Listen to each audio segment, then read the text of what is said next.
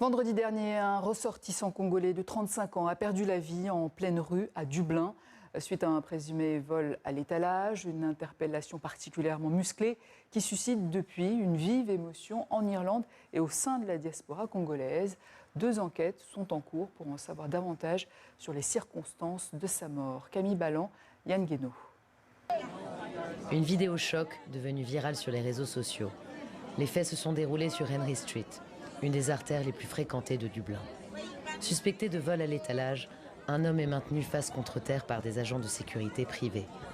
Pendant de longues minutes, Yves Sakila subit des pressions de plusieurs individus, notamment au niveau de la tête et du cou.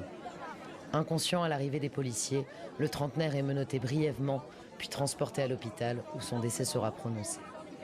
Des images d'une brutalité inouïe, faisant tristement écho à la mort de George Floyd aux États-Unis en 2020. Quand les gens font référence à George Floyd, ils se souviennent de ce qui est arrivé, qu'il ne pouvait plus respirer.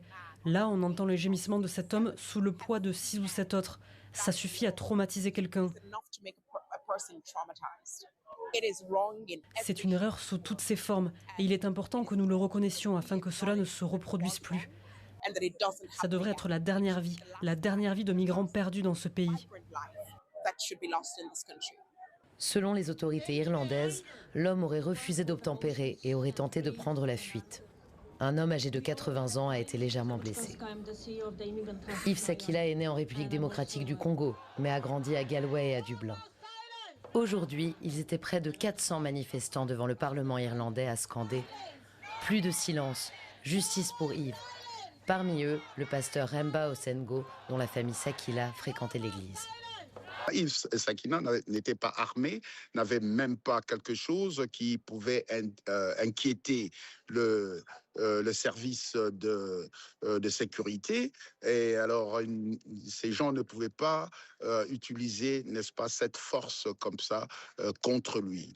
Peu importe sa couleur de peau, peu importe son rang social, peu importe le groupe ethnique dont il vient, on doit respecter la vie humaine parce que la vie humaine est trop sacrée. Et c'est pourquoi nous réclamons la justice pour Yves Sakila. Les résultats de l'autopsie n'ont pas encore été rendus publics. La police irlandaise poursuit ses investigations parallèlement à une enquête indépendante. D'après les derniers chiffres de la police irlandaise, les crimes et incidents racistes ont augmenté de 36% en seulement un an, entre 2023 et 2024.